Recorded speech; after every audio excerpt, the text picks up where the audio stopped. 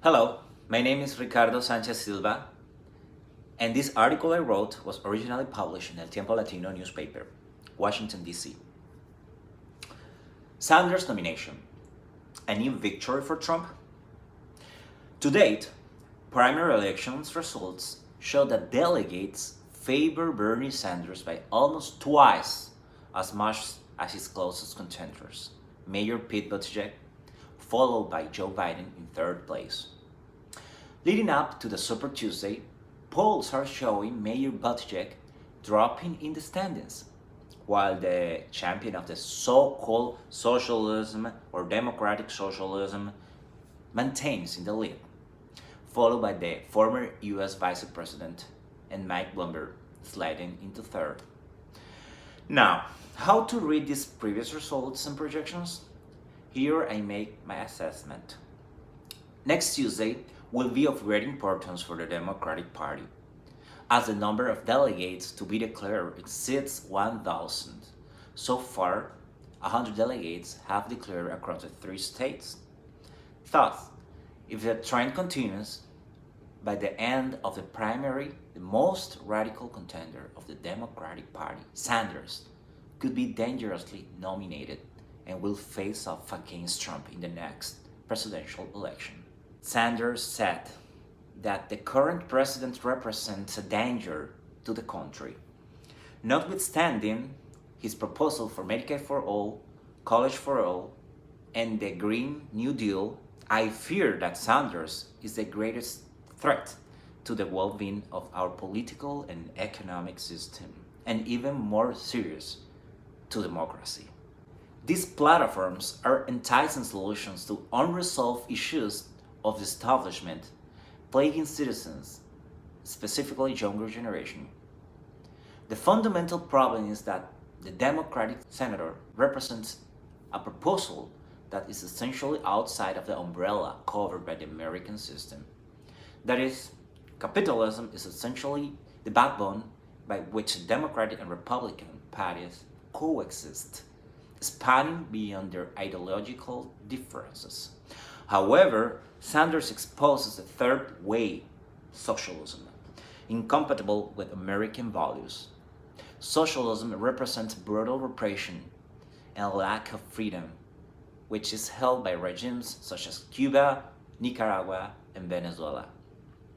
Not only does Sanders not show disapproval against such authoritarian regimes, but he has dared to praise them, just as he did recently with Fidel Castro's literacy program, as a positive element of his administration on the island. So I wonder why emphasize an aspect that practically loses its strength in the face of atrocities committed by the regime, in the face of abuses of power, repression, controls, and lack of freedom? Why not recognize Maduro and Ortega as dictator, all while rejecting Trump's approach to Kim Jong-un? Where is Sanders playing at? This is the dilemma. But if we want to dive deeper into the waters, the radical discourse that Sanders maintains against the rich would not only jeopardize the economic stability of America in the face of a future mandate, but also be part of the same socialist script as politicians like Hugo Chavez in Venezuela wanting to engrave in the collective imagination. The rich are bad was the favorite phrase that motivated Chavez to expropriate much of Venezuela's national production system and destroy a country with the world's largest oil reserves, leading one of the most prosperous nations of the world to ruin. That being said, I do not believe that moderate Democrats want to support these anti-values of the land of the free and the home of the brave. So, unfortunately, the result could favor Trump if confronted by Sanders. This socialist politician is taking relevance in the public debate arena for his radical way of doing politics, spearheaded by the current administration. Concurrently, the inaction of the Democratic Party, who is now supporting Sanders, is not making an urgent internal reform to purify ideologically and detach from the radical far left who want to captivate the dissatisfied, many of whom are young, millennials like myself, who represent not only the present, but the future of the nation. We can ask ourselves, where is the center then?